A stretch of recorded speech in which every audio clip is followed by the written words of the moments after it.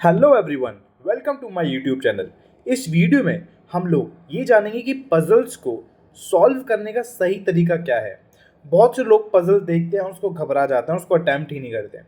तो इस वीडियो में हम जानेंगे कि पजल्स को किस अप्रोच से छुआ जाए कि जिससे आपकी जो पजल है वो जल्द से जल्द सॉल्व हो जाए। ठीक है, इसके लिए मैं एक एग्जाम्पल लेके आया हूँ। इस एग्जाम्पल को पहले आप पॉज करके खुद करने की कोशिश कीजिए और उसके बाद जो मेरा सॉल्यूशन है आप उसको एक बार वॉच आउट करिए और एक तरीके को देखिए कैसे सिस्टमेटिक वे में आप पजल्स को बहुत अच्छे से सॉल्व कर सकते हैं। ठीक है, तो स्टार्ट करते हैं हमारी पजल के साथ। ये बोल रहा है 8 persons A B C D E F G and H are made to sit in 2 rows with 4 members in each row. A B E G are facing south and sit in row 1. D H E F are facing north and sit in row 2. तो जितना हमने इस line से यहाँ तक पढ़ लिया है तो उसको हम पहले लिखना शुरू कर देते हैं कि आपको पता है रो 1 और रो 2 करके 2 रोज हैं। तो हम 2 प्रोबेबिलिटीज़ शुरू से लेके चलेंगे जिससे आपको क्या होगा, आगे जाके आप मान लो 2 प्रोबेबिलिटीज़ आती हैं तो आप घबराओगे नहीं, आप तुरंत से तुरंत उन प्रोबेबिलिटीज़ को एग्जीक्यूट करने लग जाओगे। ठीक है, तो आपने पहले रो 1 लिखा 1 2 3 4, उसके नीचे रो 2 1 2 3 4। ओके, उसके बाद एक और प्रोबेबिलिटी हम लेके चलते हैं 1 2 3 4 1 2 3 4। ठीक है, ये प्रोबेबिलिटी 1 है, ये प्रोबेबिलिटी 2 है। तो दिस इज रो 1 और दिस इज रो 2। ठीक है, this is row 1 and this is row 2, similarly 1 and this is 2। 1 में आपका कौन कौन है? 1 में आपका है ए बी ई जी और दूसरे में आपका D H C F A B E G D H C F. ठीक है, अब क्या बोल रहा है कि जो ए बी ई जी है ये आपका साउथ फेसिंग है और जो डी एच सी एफ है ये आपका नॉर्थ फेसिंग। ठीक है, अब नॉर्थ साउथ में क्या होता है, लोगों को अक्सर कन्फ्यूजन हो जाता है। तो आप ऐसे ध्यान रखो कि जब आप नॉर्थ में हो, ठीक है, जब आप नॉर्थ में हो तो जो आपका लेफ्ट है वही सिस्टम का भी लेफ्ट है, जो आपका राइट है वही सिस्टम का भी राइट है। पर जब आप साउथ फेसिंग कर रहे हो तो साउथ में जो आपका लेफ्ट हो जाएगा वो सिस्टम का राइट हो जाएगा और जो आपका राइट होगा वो सिस्टम का लेफ्ट होगा। ऐसे करके करोगे तो आपको कभी भी कोई कंफ्यूजन नहीं आएगा, बहुत अच्छे से सारी चीज़ें कर सकते हो। इसके बाद आपको क्या करना होता है, आप सबसे पहले ये जो जितने भी पॉइंट्स हैं आप एक साथ उतार लोगे। ठीक है, जो जैसे जैसे आप लाइन कवर करते जाओ उसको शॉर्टकट में आप लिखते जाओ जिससे आपका टाइम भी बचेगा और उसको एक साथ फिर हम एक मीनिंग बनाने की कोशिश करेंगे जब ये सारे पॉइंट्स हमारे खत्म हो जाएंगे।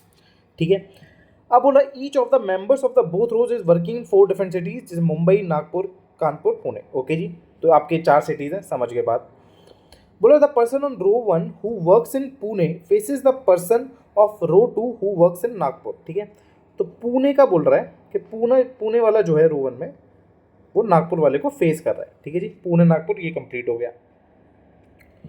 बोले the person of row 2 who works in Mumbai. ठीक है, तो रो 2 में है तो नीचे मुंबई वाला आएगा। अब बोले the person of row 2 who works in Mumbai faces the immediate neighbourhood of the person of row 1 who works in Nagpur. ठीक है, तो जो नागपुर का आदमी होगा ना उसका इमीडिएट नेबर जो भी होगा वो मुंबई वाले को फेस करेगा, इसका मतलब ये है। अब उसके बाद बोल रहा है D does not work in Kanpur. D जो है वो कानपुर में वर्क नहीं कर रहा, तो इसमें क्रॉस करके लिख दिया। बोल रहा है B sits on the immediate left of G. बोल रहा है B sits on the immediate left of G. समझ गए? ऐसे जो नोटेशंस भी देखते रहिएगा कि कैसे आप शॉर्टकट में चीज़ें लिख सकते हैं। एच डज नॉट वर्क इन कानपुर, तो एच जो है वो कानपुर में वर्क नहीं कर रहा। Okay ji, and he does not sit at the ends of the row, तो एच जो है वो एंड्स में भी नहीं है, तो ये भी बात हमें पता चल गई। बोला C is not an immediate neighbour of F. बोला C is not an immediate neighbour of F, तो सी के जो आसपास जो है वो एफ नहीं हो सकता, ये भी बात हमें समझ आ गई। The person of row 1 who works in Nagpur. ठीक है, तो who works in Nagpur sits to the immediate right of G. तो रो 1 में जो नागपुर में बंदा है, the person of row 1 who works in Nagpur sits to the immediate right of G. ठीक है, इमीडिएट राइट ऑफ जी में नागपुर आ जाएगा। ओके, ये बात हमें समझ आ गई। C faces the immediate neighbour of B. ठीक है। इमीडिएट नेबर ऑफ बी का जो भी होगा वो किसको फेस करेगा, वो फेस करेगा सी को। ठीक है, C faces the immediate neighbour of B who does not work in Nagpur. तो बी जो है वो नागपुर में वर्क नहीं करता, B does not work in Nagpur. Okay, the person of row 2 who works in Kanpur faces A. ठीक है, तो जो नीचे कानपुर वाला होगा वो फेस किसको करेगा, वो फेस करेगा ए को। ठीक है, वो फेस करेगा ए को। Okay, F is not an immediate neighbour of H. ठीक है, F is not an immediate neighbour of H. ये बोल रहा है कि एच के इमीडिएट नेबर में भी एफ नहीं हो सकता। तो इसको ऐसे करके लिख सकते हो आप कि बराबर आपने एच लिखा और यहाँ पर भी आपने एफ को काट दिया। ये सी के बराबर भी नहीं हो सकता, एच के बराबर भी नहीं हो सकता। Okay, the person do to who works in Kanpur the face A, F is not an immediate neighbour of H who sits, F is not an immediate neighbour of H, H who sits immediate right of D. ठीक है, तो immediate right of D में कौन है आपके, वो है आपका H, H who sits immediate right of D. Okay, there is only one person between persons who works in Kanpur and Pune. ठीक है, जो आपका कानपुर और पुणे होगा, ठीक है, कानपुर और पुणे इनके बीच में कितने लोग हैं, इनके बीच में एक लोग है और दोनों रोज में कानपुर और पुणे के बीच में एक ही आदमी है। अब देखिए, इतना जब सब आपने डाटा लिख लिया है, अब इस डाटा को मीनिंग के साथ हमें इन रोज में कन्वर्ट करना है और दोनों प्रोबेबिलिटी शुरू से लेके चलेंगे, जिससे आपका जो गलत हो वो उसको आप तुरंत काट दो और दूसरे पर प्रोसीड करते रहो। ठीक है जी, तो इसमें हम देखिए सबसे पहले मीनिंग बनाने की कोशिश करते हैं। तो सबसे पहले आप लाइन देखो कौन सी आप उससे मीनिंग बना सकते हो। आप ये देखो, एच जो है वो एंड्स में नहीं है। ठीक है, एच अगर एंड्स में नहीं है तो वो सेकंड रो में आएगा, एंड्स में नहीं है तो एच या तो यहाँ आ सकता है और या एच यहाँ आ सकता है, तो इसकी दूसरी प्रोबेबिलिटी मैं यहाँ लेके चल लेता हूँ। ठीक है, तो ये आपने काट दिया कि आपको ये पता चल गया। अब आप देखो एच से रिलेटेड क्या क्या चीज़ आपके पास है। ठीक है, अब आप ये देखो, ये है डी के इमीडिएट राइट में एच है, डी के इमीडिएट राइट में एच है, तो डी आपने ये लिख दिया और डी आपने इसमें ये लिख दिया, तो डी के इमीडिएट राइट में आपका एच हो गया। ठीक है, अब आप ये देखो कि एच के साथ में एफ नहीं हो सकता। जब एच के साथ में एफ नहीं हो सकता तो एफ आपका यहाँ पे होगा और इस केस में जो एफ है आपका वो यहाँ पे होगा, इसको भी काट दो। ठीक है, अब ये बोल रहा है कि एफ के साथ में सी भी नहीं होगा, तो इस केस में तो सी यहीं आएगा, तो ये प्रोबेबिलिटी हमारी गलत हो जाएगी और सी अगर यहाँ पर तो सी यहाँ पर हो जाएगा, ये प्रोबेबिलिटी हमारी सही हो जाएगी, तो इसको भी आप काट दो। अब देखो इतना हमें क्लियर हो गया, अब हम चीज़ें और समझने की कोशिश करते हैं और क्या क्या हो सकता है।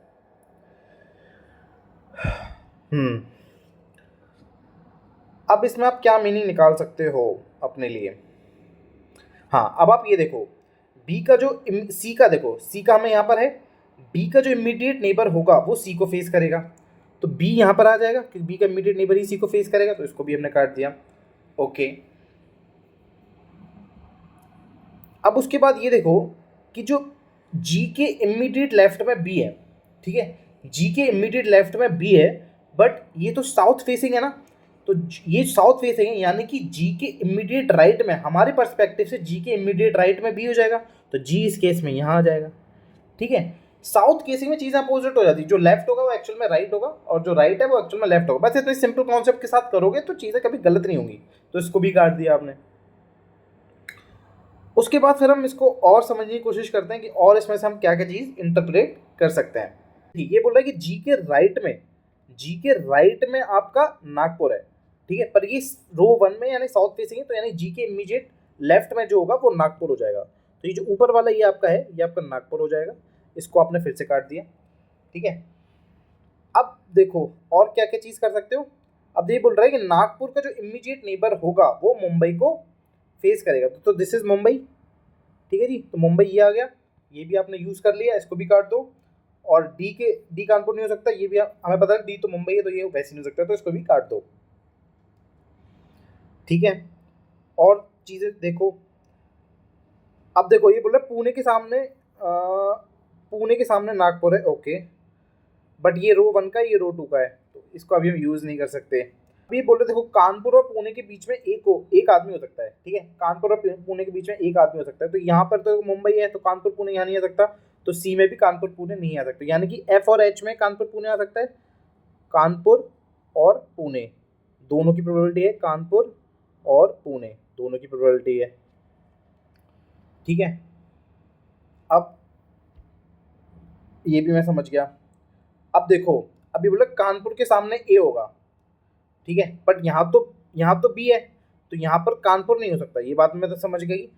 तो ये यहाँ पर पुणे हो जाएगा, ये बात डन हो गई। और जब यहाँ पुणे हो गया तो यहाँ पर कानपुर हो जाएगा, ठीक है। और कानपुर के सामने ए है तो ए आपने ऊपर लिख दिया, ये भी आपने इसको काट दिया अच्छे से।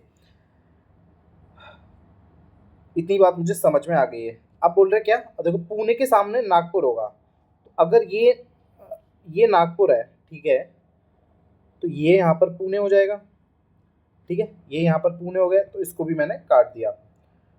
अब देखो यहाँ ए जी बी है तो बचा कौन सा ई, तो इसको मैंने यहाँ पर लिख दिया, ओके।